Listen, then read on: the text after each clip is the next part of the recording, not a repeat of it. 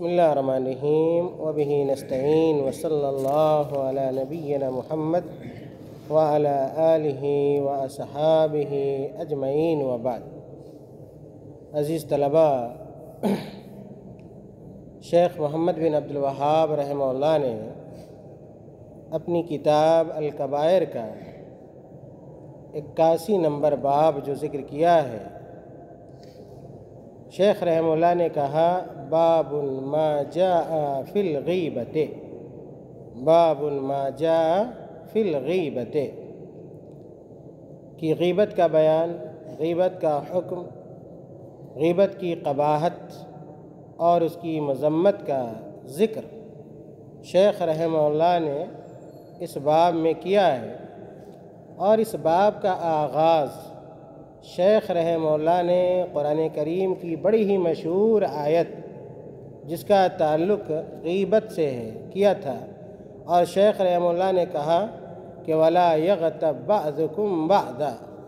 یہ سورۃ الحجرات کی آیت نمبر 12 ہے کہ اللہ تعالیٰ نے قرآن کریم کے اندر بیان فرمایا، ہمیں اور آپ کو یہ حکم دیا کہ وَلَا يَغْتَبْ بَعْضُكُمْ بَعْضًا، کہ بعد کی غیبت کیا ہے، نہ کریں۔ اور اس سے قبل جب اس باب کو ہم لوگوں نے شروع کیا تھا، اس وقت ہم لوگوں نے غیبت کی تعریف بھی پڑھی تھی کہ غیبت کس کو کہتے ہیں۔ مثال کے طور پہ اہل علم نے غیبت کی تعریف کرتے ہوئے کہا کہ ان تذکر اخاک بما یکرہہ لو بلغہ، کہ آپ اپنے مسلمان بھائی کا ذکر اس انداز میں کریں اور ایسے جملوں کے ساتھ کریں، ایسے کلمات کے ساتھ کریں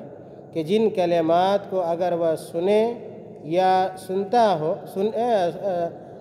سنے تو کیا کرے، اس کو نا پسند کرے، اس کو وہ چیز، وہ کلمات اور وہ جملے اور آپ کی باتیں کیا اچھی کیا ہے، نہ لگے۔ تو اسی کو کیا ہے، شریعت کی اصطلاح میں غیبت سے تعبیر کیا جاتا ہے۔ اس کو سمجھنے کے لیے یہ بات کہی جا سکتی ہے آسان اسلوب میں اور آسان کیا ہے جملوں میں، کہ آپ اپنے مسلمان بھائی کی کسی برائی کو، کسی عیب کو، اس کی کسی کوتاہی کو اور اس کے کسی نقص کو اس کے غائبانے میں ذکر کریں، تو اسی کا نام کیا ہے، غیبت ہے۔ اور غیبت یہ حرام ہے، غیبت یہ ناجائز ہے، ممنوع عمل ہے اسلام کے اندر۔ اسی لیے اللہ تعالیٰ نے اس فعل سے اور اس عمل سے، مذموم عمل سے اور قبیح عمل سے، برے عمل سے منع فرمایا ہے۔ اور میں نے وہ آیت پڑھی آپ کے سامنے کہ اللہ تعالیٰ کہتا ہے وَلَا يَغْتَبْ بَعْضُكُمْ بَعْضًا۔ شیخ رحمہ اللہ نے اس آیت کریمہ کے ذکر کرنے کے بعد ایک لمبی سی حدیث ذکر کی ہے ابو بکرہ رضی اللہ تعالی عنہ کے حوالے سے، کہ اللہ کے نبی صلی اللہ علیہ وسلم نے یوم النحر کو خطبہ دیا، اور اس خطبے میں اللہ کے رسول صلی اللہ علیہ وسلم نے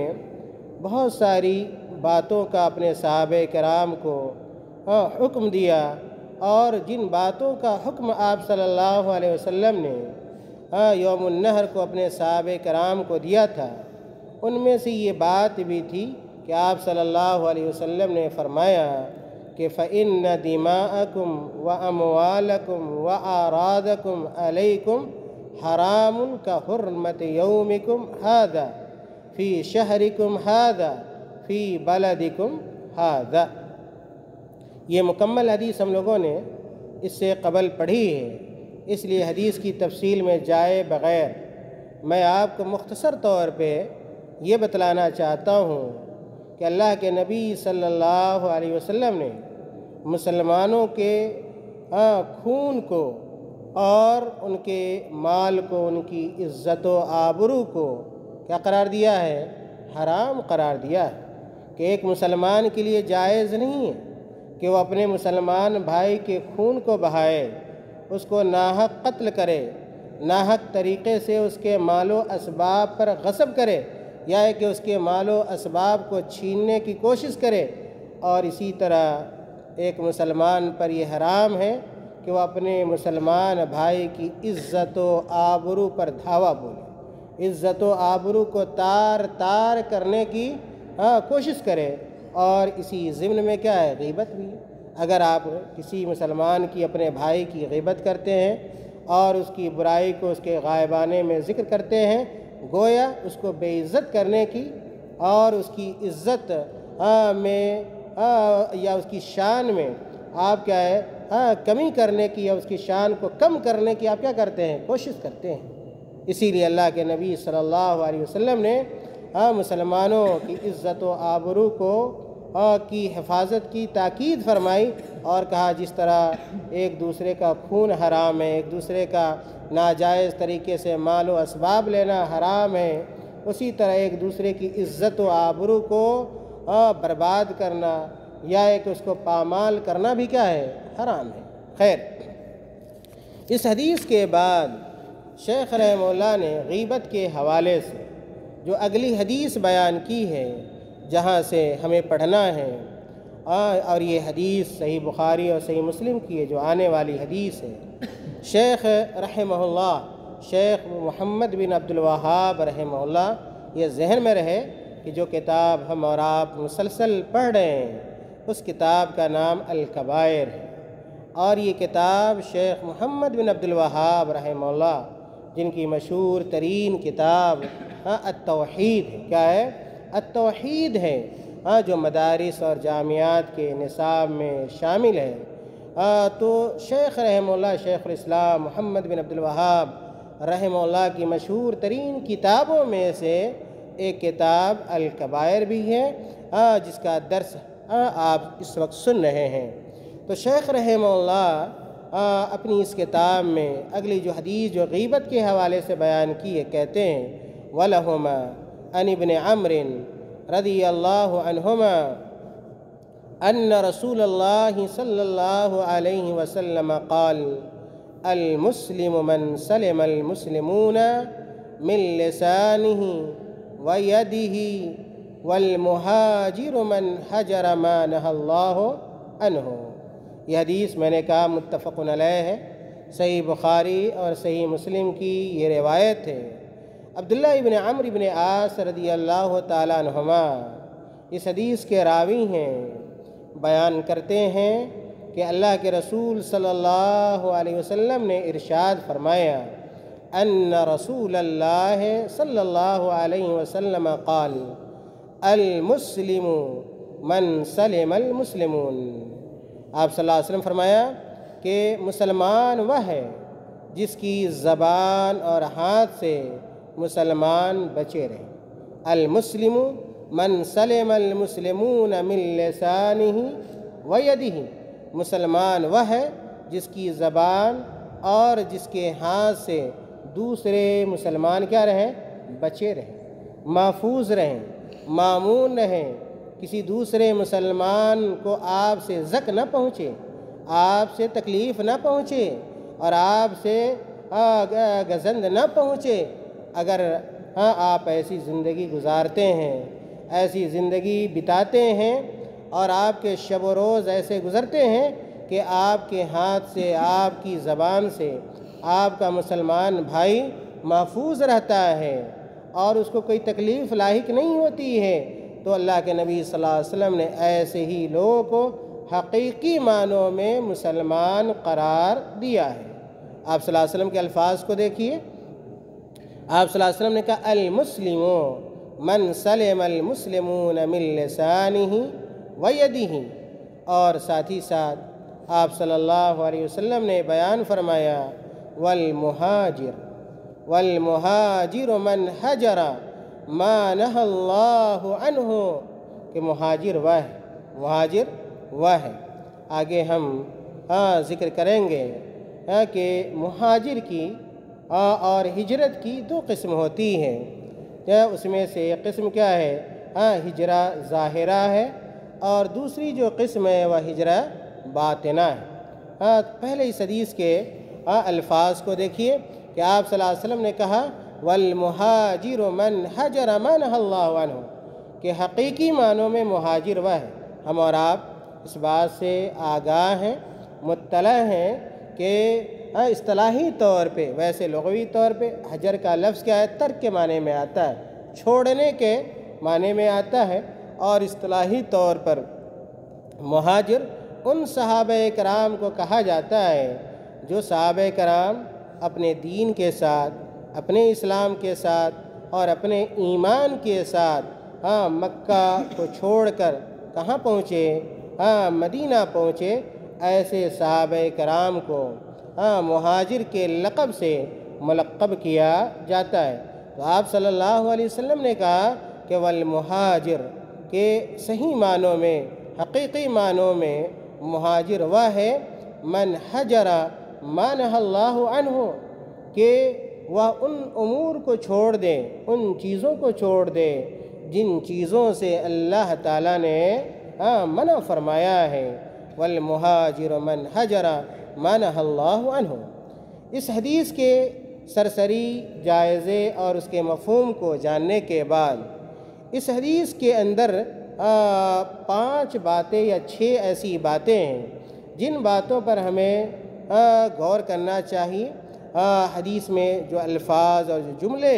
بیان ہوئے ہیں، حدیث کے لفظ کے اوپر اگر آپ غور کیجئے گا تو آپ کو پتہ چلے گا اس حدیث کا سب سے پہلا جو لفظ ہے اور کلمہ ہے وہ کیا ہے؟ المسلم ہے۔ المسلم من سلم المسلمون۔ یہاں پہ جو المسلم ہے اس سے مراد جو ہے افضل المسلمین، کہ مسلمانوں میں سب سے افضل مسلمان۔ مسلمانوں میں، مسلمان تو وہ لوگ ہیں جو کلمہ توحید کا اقرار کر لیں، دل سے، زبان سے، اعضاء و جوارح سے اس کو قبول کر لیں، ان کو مسلمان کہا جاتا ہے۔ لیکن مسلمانوں کے درجات یکساں نہیں ہوتے، مسلمانوں کے درجات میں تفاوت ہوتا ہے، فرق پایا جاتا ہے، ان کے درجات اور طبقات ہوتے ہیں۔ تو یہاں پہ اللہ کے نبی صلی اللہ علیہ وسلم نے جو المسلم کہا تو آپ صلی اللہ علیہ وسلم دراصل یہ بتلانا چاہتے ہیں کہ مسلمانوں میں افضل ترین مسلمان وہ ہے جس کی زبان سے اور جس کے ہاتھ سے دوسرے مسلمان بچے رہیں، یعنی محفوظ اور مامون رہیں۔ خیر، اللہ کے نبی صلی اللہ علیہ وسلم نے اس حدیث کے اندر ایسے مسلمانوں کی تعریف فرمائی ہیں جو مسلمان اللہ رب العالمین کے حقوق کی ادائیگی کے ساتھ ساتھ اللہ کے بندوں کے حقوق کی بھی ادائیگی کرتے ہیں۔ اسی لیے اللہ کے نبی صلی اللہ علیہ وسلم نے یہاں پر اللہ کے بندوں کے حقوق کو کیا کیا ہے؟ بیان کیا، کہا من سلم المسلمون، من سلم المسلمون من لسانہ و یدہ۔ ایک مسلمان کا دوسرے مسلمان پر یہ حق عائد ہوتا ہے کہ وہ اس کی زبان سے، اس کے ہاتھ سے، اس کے پاؤں سے اور اس کے شر سے محفوظ رہے۔ تو اس حدیث کے اندر اس چیز کو بیان کیا گیا ہے کہ ہمیں اللہ رب العالمین کے حقوق کی ادائیگی بھی کرنی چاہیے، اور ساتھ ہی ساتھ اللہ کے بندوں کے حقوق کی ادائیگی بھی کیا ہے؟ کرنی چاہیے۔ یہ پہلی چیز ہے۔ دوسری جو چیز ہے جو اس حدیث سے ہمیں معلوم ہوتی ہے کہ اس حدیث میں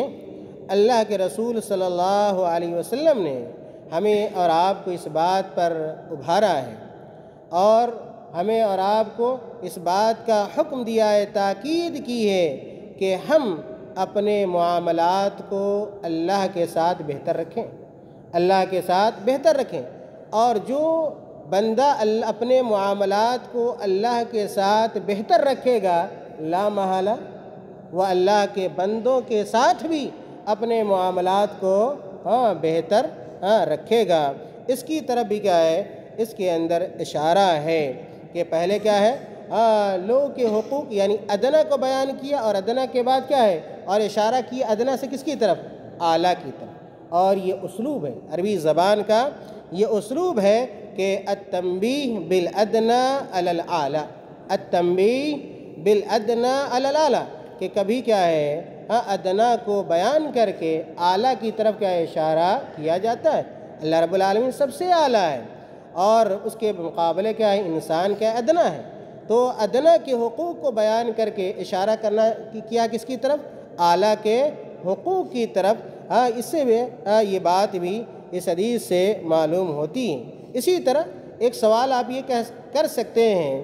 کہ اس حدیث میں اللہ کے نبی صلی اللہ علیہ وسلم نے صرف مسلمانوں کا تذکرہ کیا ہے؟ جی، المسلم کا، کیا غیر مسلم کو ایذا پہنچانا، ان کو تکلیف پہنچانا اور ان کو پریشان کرنا اور ان کو اپنی زبان اور اسی طرح اپنے ہاتھ سے نقصان پہنچانا کیا جائز ہے؟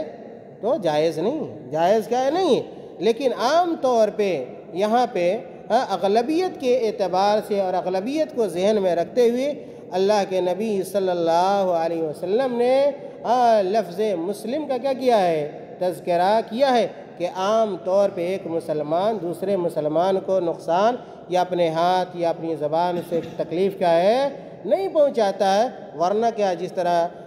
مسلمانوں کو ہاتھ سے اپنی زبان یا ایک زبان سے تکلیف دینا حرام ہے، اسی طرح ناحق کسی غیر مسلم کو بھی تکلیف دینا یہ بھی کیا ہے، ناجائز ہے، ممنوع ہے اور یہ حرام ہے۔ اسی طرح ایک سوال آپ یہ بھی کر سکتے ہیں کہ اس حدیث کو دیکھنے کے بعد یہ پتہ چلتا ہے کہ اللہ کے نبی صلی اللہ علیہ وسلم نے صرف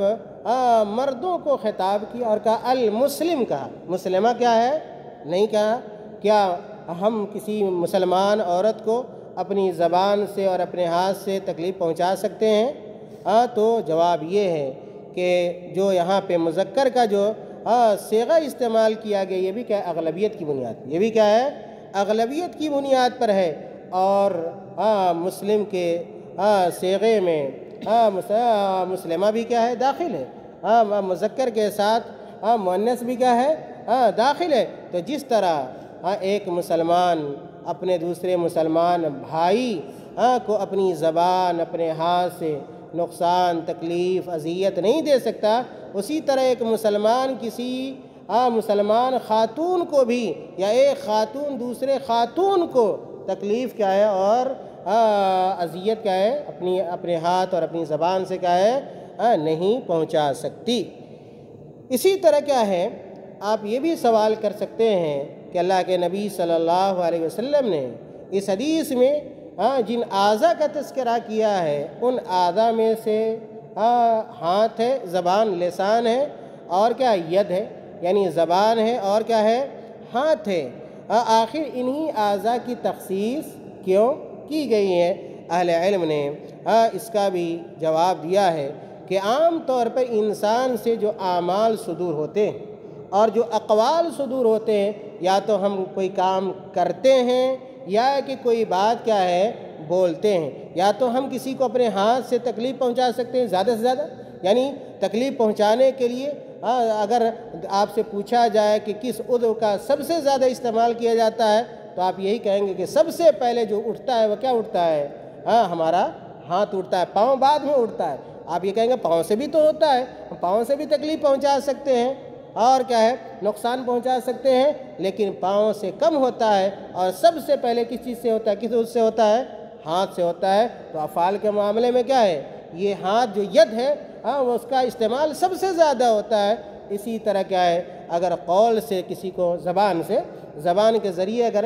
یعنی قول کے ذریعے اگر تکلیف پہنچائی جاتی ہے تو لا محالہ کیا ہے، اس کے لیے ہم اور آپ کون سا عضو استعمال کرتے ہیں، زبان لسان استعمال کرتے ہیں۔ چنانچہ بیشتر اقوال اور افعال کا تعلق انہی دونوں اعضاء سے ہیں، اسی لیے اللہ کے نبی صلی اللہ علیہ وسلم نے دیگر اعضاء کے علاوہ یا دیگر اعضاء کو چھوڑ کر ان دونوں عضو کا تذکرہ فرمایا ہے۔ تو یہ چند باتیں اس حدیث کے اندر قابل غور ہیں۔ خیر، پہلے میں نے کہا کہ حدیث حدیث کیا ہے، صحیح ہے، اور اس حدیث کا پیغام یہ ہے، اور وہ پیغام ہمارے لیے بھی ہے اور ان لوگوں کے لیے بھی ہے جو مسلمان ہیں، جن کے دل میں ایمان ہے، جو اللہ اس کے رسول صلی اللہ علیہ وسلم پر ایمان رکھتے ہیں، ان کے لیے بھی ہے کہ ہم اپنی زبان سے یا کہ ہم اپنے ہاتھ سے یا اپنے دیگر اعضاء و جوارح سے، چاہے قول سے ہو یا کہ فعل سے ہو، اپنے مسلمان بھائی کو ہرگز تکلیف پہنچانے، نقصان پہنچانے، ان کو اذیت دینے کی کوشش کیا ہے نہ کریں۔ اور یاد رکھیں کہ کسی مسلمان کو نقصان پہنچانا، مسلمان ہو یا ایک ناحق طریقے سے غیر مسلمان کو بھی، غیر مسلم کو بھی اذیت دینا، اسلام اس کی اجازت کیا ہے نہیں دیتا ہے۔ ایک اور حدیث میں پڑھوں گا، اس کے بعد آج کا درس ہمارا یہ مکمل ہوگا، اور اس سلسلے کی جو دوسری حدیثیں ہیں انشاءاللہ کل کے درس میں ہم لوگ پڑھیں گے۔ اگلی جو حدیث شیخ محمد بن عبد الوہاب رحمہ اللہ نے ذکر کی ہے، کہتے ہیں وَعَنْ أَبِي هُرَيْرَةَ رضی اللہ عنہ مرفوعاً، ابو ہریرہ رضی اللہ تعالیٰ عنہ سے یہ حدیث مرفوعاً مروی ہے، منقول ہے کہ آپ صلی اللہ علیہ وسلم نے کہا کہ من اکل لحم اخیہ فی الدنیا، من اکل لحم اخیہ فی الدنیا قرب الیہ یوم القیامہ، قرب الیہ یوم القیامہ، کہ جو شخص اپنے بھائی کے گوشت کو دنیا میں کھاتا ہے، اور غیبت کرنے والا، جیسا کہ قرآن نے جو اسلوب اختیار کیا ہے وہ یہی ہے کہ اگر کوئی کسی کی غیبت کرتا ہے تو گویا اپنے مسلمان بھائی کے گوشت کو کھاتا ہے۔ اللہ کے نبی صلی اللہ علیہ وسلم نے کہا کہ من اکل لحم اخیہ فی الدنیا، کہ جو اپنے بھائی کے گوشت کو، یعنی زندہ بھائی کے گوشت کو، دنیا میں آدمی زندہ ہوتا ہے اور اس کی غیبت کی جاتی ہے، تو اللہ کے نبی صلی اللہ علیہ وسلم نے کہا کہ من اکل لحم اخیہ فی الدنیا، جو اپنے بھائی کے گوشت کو دنیا میں کھاتا ہے تو آخرت میں، یعنی مرنے کے بعد اللہ تعالیٰ اس غیبت کرنے والے کے سامنے کیا ہے مردار کو پیش کرے گا، یعنی اس آدمی کے لاش کو سامنے کیا رکھے گا، اس کے جسم کو رکھے گا، اور اللہ کے نبی صلی اللہ علیہ وسلم نے کہا کہ اس آدمی سے کہا جائے گا جو غیبت کرتا تھا، اس دنیا میں زندہ شخص کی غیبت کرتا تھا، اللہ تعالیٰ اسے کہے گا فیقال لہ، اس سے کہا جائے گا کل ہو میتن، کل ہو میتن، کہ جس طرح تم دنیا میں غیبت کر کے اس کے گوشت کو کھاتے تھے، تو اب کیا کرو تم، اس کے مردہ گوشت کو کیا کرو کھاؤ، اب مر چکا ہے، زندہ کھا سکتے تھے تو بدرجہ اولا کیا ہے تم کیا ہے مرے ہوئے کا گوشت کھاؤ۔ اللہ کے نبی صلی اللہ علیہ وسلم کہتے ہیں فیقال لہ کلہ میتا کما اکلتہ حیا، کما اکلتہ حیا، جیسا کہ تم نے دنیا میں زندہ گوشت کھا گئے، یعنی غیبت کر کے، گویا غیبت کیا، گویا زندے بھائی کا گوشت کھایا تم نے، جب زندہ کا گوشت کھا سکتے ہو تو مردے کا بھی کیا کرو سزا کے طور پہ، عقاب کے طور پہ۔ اور اس سے غیبت کی جو ہلاکت ہے اور غیبت کی جو برائی ہے، جرم ہے، وہ سمجھ میں آتا ہے کہ کتنا خطرناک معاملہ ہے غیبت کا۔ لیکن افسوس کے ساتھ یہ کہنا پڑتا ہے کہ آج اس بیماری میں عوام بھی مبتلا ہیں، اور عوام کے ساتھ ساتھ خواص بھی کیا ہے مبتلا ہے۔ جاہل طبقے کے لوگ بھی ہیں، جاہل بھی ہیں، پڑھے لکھے لوگ بھی ہیں، علماء بھی ہیں، طلباء بھی ہیں، حفاظ بھی ہیں، قراء بھی ہیں، خطباء بھی ہیں، اور ہر درجے کے لوگ آپ کو مل جائیں گے۔ حالانکہ غیبت کیا ہے بہت ہی خطرناک جرم ہے، اور جس کی سزا کیا ہے بہت کیا ہے شدید ہے۔ خیر، اللہ کے نبی صلی اللہ علیہ وسلم کہتے ہیں فَيُقَالُ لَهُ كُلْهُ مَيِّتًا كَمَا أَكَلْتَهُ حَيًّا فَيَأْكُلُهُ، تو جو غیبت کرتا تھا کہ اللہ تعالیٰ کے حکم کی مخالفت کر پائے گا، وہاں نہیں کر پائے گا، فَيَأْكُلُهُ، تو وہ آدمی کیا ہے مردار گوشت کو کھائے گا، فَيَكْلَهُ، جب کھائے گا مردار کے گوشت کو تو اس کا کیا ہے اس کی بدمزگی ہوگی، اور وہ بالکل سڑا ہوا گوشت ہوگا، بدبودار گوشت ہوگا۔ جب وہ اس کو کھائے گا تو اس کے چہرے کا رنگ کیا ہو جائے گا بدل جائے گا، اس کے چہرے کا رنگ بدل جائے گا۔ یہ یک لہو کا جو لفظ ہے یعبسو کے معنی میں، ابسا آیا نا قرآن میں، ابسا وتولا، یعنی چہرے کا رنگ اور رخ کیا ہے اس کی کرواہٹ سے اور اس کی